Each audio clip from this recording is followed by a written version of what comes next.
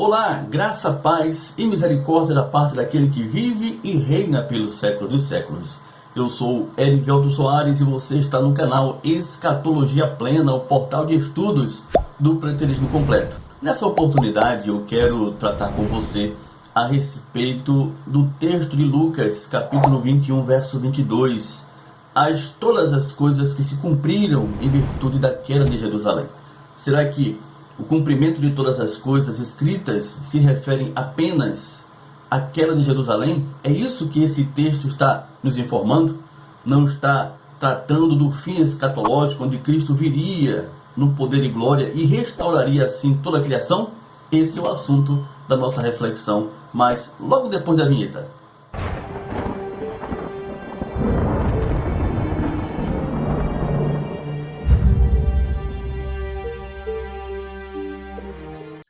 Muito bem, já estamos de volta e o texto em questão é justamente esse que estaremos analisando, fazendo a nossa reflexão. Lucas capítulo 21, verso 22, que diz o seguinte: porque esses dias são de vingança para se cumprir tudo o que está escrito.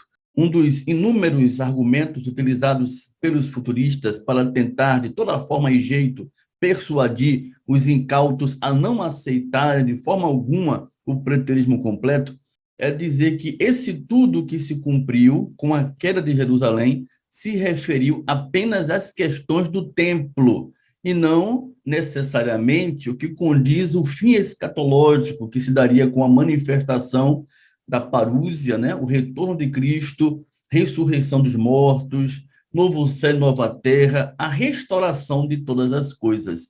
Eles acham que esse tudo que estava para se cumprir, se cumpriu em 70, esteja dirigindo-se somente à queda de Jerusalém. O que foi falado pelos apóstolos, o que foi narrado pelo próprio Cristo no seu ministério terreno com relação ao fim, não tem parte com o que Lucas registra aqui. Foi apenas relacionada à queda de Jerusalém. Acontece que esse tipo de argumento só favorece o preterismo completo, porque dizer que todas as coisas referentes ao templo, a queda do templo em Jerusalém se cumpriu, é dizer, mesmo de forma inconsciente, que o fim escatológico se cumpriu em toda a sua plenitude, porque estava totalmente voltado, em virtude da queda desse templo, todas as coisas se cumprirem, toda a lei e os profetas. Vamos começar a folhear as escrituras, vamos começar a apresentar pontos contundentes que denota realmente que a queda do templo, que todas as questões relacionadas à queda do templo está realmente relacionada ao fim escatológico, cujo qual a igreja aguardava para o estabelecimento do reino de Deus. Vou começar lendo com vocês esse texto aqui de Mateus capítulo 23. Mateus capítulo 23, verso 29, que diz o seguinte: ai de vós, escribas e fariseus hipócritas, porque edificais os sepulcros dos profetas, adornais os túmulos dos justos, olha só, e dizeis, se tivéssemos vivido nos dias de nossos pais, não teríamos sido seus cúmplices no sangue dos profetas. Assim, contra vós mesmos, testificais que sois filhos dos que mataram os profetas. Enchei vós, pois, a medida de vossos pais, serpentes, raça de víboras, como escapareis da condenação do inferno? Verso 34, por isso, eis que eu vos envio profetas, sábios e escribas, a uns matareis e crucificareis, a outros açoitareis nas vossas sinagogas e perseguireis de cidade em cidade, para que sobre vós, presta atenção a esse verso agora, para que sobre vós, sobre eles, sobre aquele povo daquela geração, sobre vós recaia todo o sangue justo derramado sobre a terra, desde o sangue do justo Abel até ao sangue de Zacarias, filho de Baraquias, a quem matastes, quem matou os judeus daquela geração, a quem matastes entre o santuário e o altar.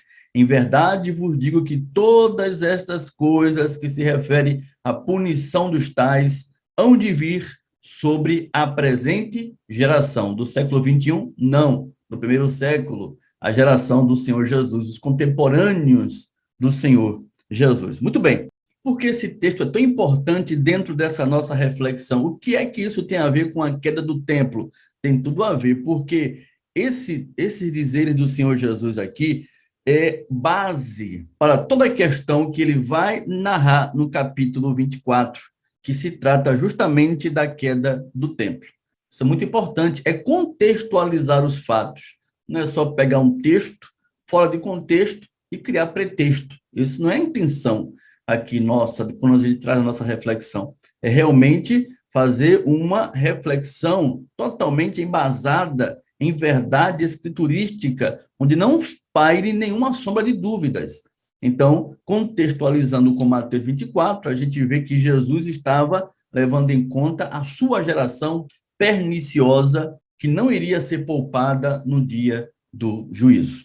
Agora, como você observa nesse texto aí, o Senhor Jesus disse que todo o sangue de todos os mártires, retornando ao caminho de volta à criação, seria vingado no julgamento iminente que se daria com a queda de Jerusalém, daquela geração que não poderia passar.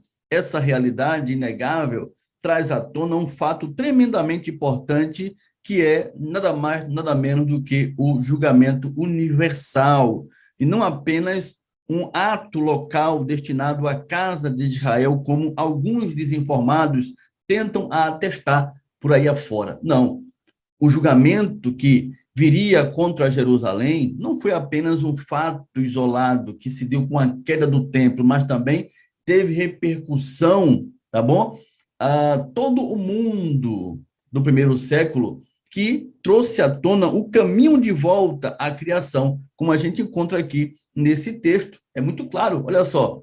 Para que sobre vós recaia todo o sangue justo derramado sobre a terra, desde o sangue do justo Abel até o sangue de Zacarias, filho de Baraquias, a quem matastes entre o santuário e o altar. Olha só, esse texto aqui é muito interessante, que acabamos de ler, né? Desde o sangue do justo Abel até o sangue de Zacarias seria vindicado, estava sendo vindicado aqueles religiosos da geração de Jesus que não passaria. Eles iriam prestar conta de todo o sangue justo derramado na face da terra. E aí a gente tem que levantar duas questões importantes, né? Dizendo o seguinte: olha, Abel fazia parte de que tribo de Israel? Então, se o juízo foi apenas para a casa de Israel. Outra pergunta que você pode fazer é o seguinte: qual das 12 tribos de Israel existia nos dias de Adão, pela qual entenda que esse juízo que se deu em 70 foi apenas para a casa de Israel? Então, são duas perguntas importantes para que você leve essas pessoas para ver o que, que elas vão responder. Com certeza não vai ter uma boa resposta à luz das Escrituras, não é verdade? Como alguém pode sugerir que o julgamento de 70 foi restritamente local, quando que o próprio Senhor Jesus disse que a injustiça daqueles judeus de sua geração implicaria em toda a injustiça do mundo, trazendo o caminho de volta para a criação? Só que é muito incrível que Jesus levou em consideração, que infelizmente muitos desconsideram, e tende a olhar para Jesus como um falso profeta, quando não aceita o que o próprio Cristo falou aqui, deixou claro no seu discurso referente a o que aconteceria com aquela geração, e não com a geração do século 21, não é verdade? Admitir que Mateus 23 previsse precisamente o que o Senhor Jesus faria naquela geração com aquela do templo, exige que textos, por exemplo, como 2 Tessalonicenses, capítulo 1, e por extensão 1 Tessalonicenses, capítulo 4, no versículo 13 ao 18, também foi cumprido com aquela de Jerusalém, uma vez que é simplesmente inegável que 2 Tessalonicenses 1 é sobre a reivindicação dos sofrimentos dos santos, daqueles que morreram, que estavam morrendo por conta do evangelho, tá bom? Isso é muito importante a gente levar em consideração. E por que não falar de Apocalipse capítulo 18, na verdade, onde os mártires ali são justiçados pelo Senhor justamente na sua vinda em destruição da Babilônia, que tão somente representa Jerusalém em Apocalipse, e que justamente essa destruição da Babilônia Jerusalém aconteceu em 70, com a queda da mesma pela invasão romana. Eu quero apresentar aqui textos importantes nessa reflexão que vai levar você a entender de forma clara e absoluta que não estamos tratando de assunto sem fundamento, porque a queda de Jerusalém realmente tem um cumprimento profético total, tem um cumprimento total da lei dos profetas, sem sombras de dúvidas. Olha só, Apocalipse capítulo 18, olha só, vamos ver aqui esse texto, no versículo 4 ao 5, olha só, vocês sabem muito bem que trata-se da queda da Babilônia, tá? Queda da Babilônia, tão somente Jerusalém era vista pela nação inimiga por Deus por conta de sua atrocidade, um povo completamente perverso.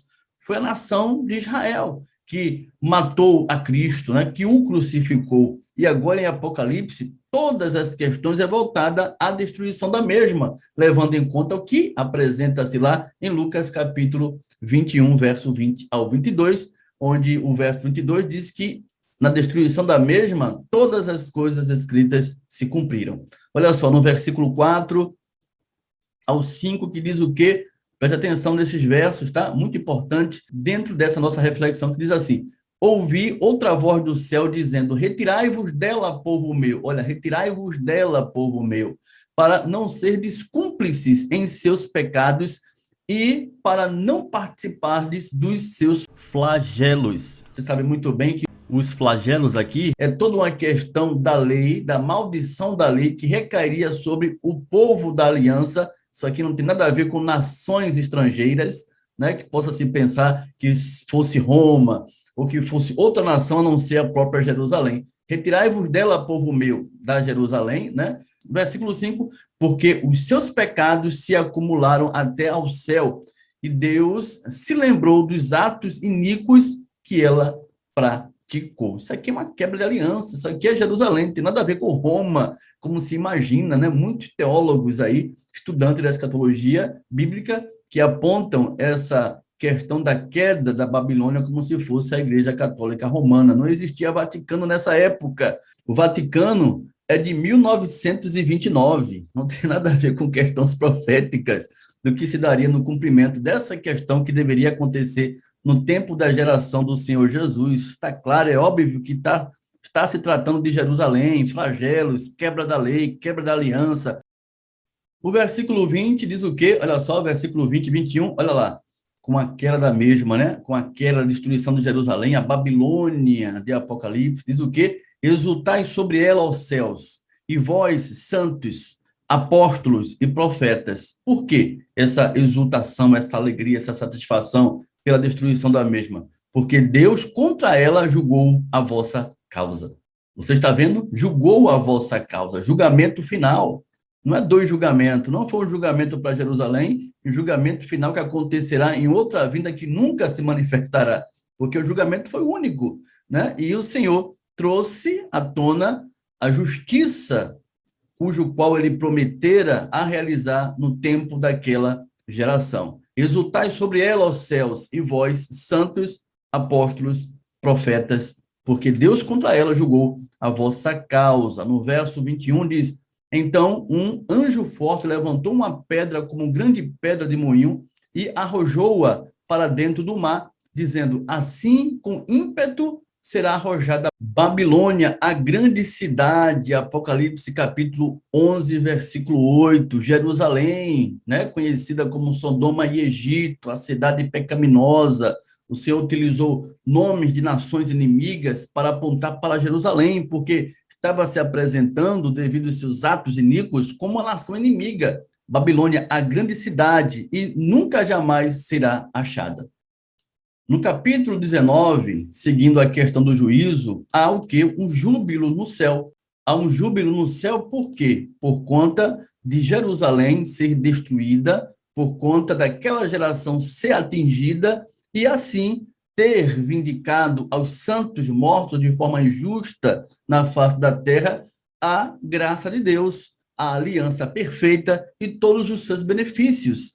cujo qual estava proposto a se manifestar quando o Senhor estabelecesse o seu reino, e assim se deu de fato. Apocalipse, capítulo 19, do versículo 1 ao 6, e a gente vai fazer essa leitura também muito importante dentro dessa reflexão. Olha só, depois destas coisas, que coisas? Tudo aquilo que se dirigiu à queda da Babilônia, a grande cidade de Jerusalém, ouvi no céu uma como grande voz de numerosa multidão dizendo: Aleluia! A salvação e a glória e o poder são do nosso Deus, porquanto verdadeiros e justos são os seus juízos, pois julgou a grande meretriz que corrompia a terra com a sua prostituição, e das mãos dela vingou o quê? O sangue dos seus servos. Glória a Deus. Os seus servos que tinham sido mortos ao longo de toda a criação. Tá bom? Até aquele momento ali, foi justamente, de fato, o juízo final que se deu com a queda do templo, que, infelizmente, muitos tendem de toda forma e jeito tentar mudar o sentido da verdade tão nítida das Escrituras. Na verdade, olha só, vingou o sangue dos seus servos. Segunda vez disseram, diz o texto, aleluia, e a sua fumaça sobe pelos séculos dos séculos. Incrível isso aqui, porque todas as vezes que a gente faz menção de Jerusalém, das Escrituras, dos que tange a questão escatológica narrada por Jesus, narrada em Apocalipse, é justamente a destruição da mesma, cujo qual a invasão, a destruição e o incêndio do templo deixa-nos claro que esse incêndio, essa fumaça, a sua destruição sobe pelos séculos dos séculos. Por quê? Porque a Bíblia registrou um fim que nunca existirá igual, meu querido. Foi a destruição de uma aliança. O templo de Jerusalém não pode ser refeito, não pode ser reconstruído onde ele era antes, para que se cumpra alguma coisa a mais, porque tudo já se deu, que acabou totalmente. Quando a gente lê as Escrituras, a gente entende de fato o que estava ligando esses fatos. Por que a fumaça sobe pelos séculos dos séculos? Porque justamente todas as coisas se cumpriram. Aí diz mais no verso 4, os 24 anciãos e os 4 seres viventes prostraram-se e adoraram a Deus que se acha sentado no trono, dizendo, amém, aleluia. Saiu uma voz do trono exclamando, dai louvores ao nosso Deus, todos os seus servos, os que os temeis, os pequenos e os grandes. Versículo 6, então ouvi uma como voz de numerosa multidão, como de muitas águas e como de fortes trovões, dizendo, aleluia, pois reina o Senhor nosso Deus, o Todo-Poderoso. Glória a Deus. Veja, em virtude de quê? Da queda da grande Babilônia, a grande meretriz, Jerusalém. Houve o quê? Juízo e justiça, como a gente viu no versículo 2 aqui. Está muito claro, porquanto verdadeiros e justos são os seus juízos, pois julgou a grande meretriz que corrompia a terra com a sua prostituição, e das mãos dela vingou o sangue dos seus servos. Isso foi o que, meu querido, minha querida? Nada mais, nada menos do que o juízo final. Aconteceu justamente em virtude da queda de Jerusalém, onde trouxe a ressurreição dos mortos. Aqueles que tinham sido mortos de forma completamente injusta ao longo da criação, foi vingado o sangue desses por conta da vinda do Senhor nas nuvens do céu. Eles não ficaram esquecidos. O Senhor estabeleceu para sempre o seu trono, como a gente vê aqui no versículo 6, em virtude da queda desse templo. Olha, meu irmão, minha irmã, fica absolutamente claro, depois de tudo isso que a gente vê, que a queda do templo evidencia, de fato, uma escatologia bíblica já realizada. Tudo que estava na lei e nos profetas se cumpriram de fato. Quando a gente diz que a escatologia é realizada, quando a gente diz que a escatologia é consumada, estamos fazendo uma afirmativa sem nenhum requisito de equívoco. Não existe equívoco. Foi nesta feita que o Senhor Jesus disse que a tribulação, que levaria ao fim do templo de Jerusalém, seria algo como nunca tinha sido desde o princípio do mundo, até aquele momento que ele falara, e nunca jamais haveria algo igual, registrado lá em Mateus capítulo 24, verso 21. Por que ele disse isso? Porque a queda do templo manifestaria, de fato, o cumprimento de todas as coisas escritas Não há profecias em aberto para se cumprir, pois não há mais um templo de pé para que as coisas venham a se cumprir, para que as profecias venham a se cumprir. Estão entendendo? É por isso que a figura do templo é fundamental em virtude da questão de cumprimento profético escatológico. Templo tem todo um significado especial pela qual Jesus disse que jamais haveria algo igual. Por quê? Porque foi uma questão de aliança, de pacto. Cristo, em virtude dessa queda, passou a reinar em absoluto, em uma aliança eterna com o seu povo, a igreja, a qual fez nela a verdadeira morada, não em templos feitos por mão de homens. Enfim, tudo realmente se cumpriu com a queda do templo de Jerusalém. Não tem como a gente olhar de forma diferente e encontrar razões pelas quais leve-nos o entendimento que satisfatório que ainda exista realmente profecias para se cumprirem, porque não há, tudo se deu com a queda de Jerusalém. Enfim, como vocês viram e a gente pôde atestar biblicamente, tudo realmente se cumpriu com a queda de Jerusalém. Toda a lei e os profetas se cumpriram. Essa foi mais uma abençoada reflexão aqui do canal. Se você gostou, não deixe de registrar o teu like, compartilhe com os teus contatos. É muito importante que ele também tenha essa informação em mente. E deixe-nos um comentário respondendo a seguinte questão: o que está faltando para os futuristas honrarem as Escrituras, a palavra de Deus? Fico no aguardo de tua resposta. Responderei com bastante carinho, em nome de Jesus. Gratidão pela tua participação, fica na paz de Cristo e até a próxima oportunidade, querendo Deus, em nome de Jesus. Graça e paz.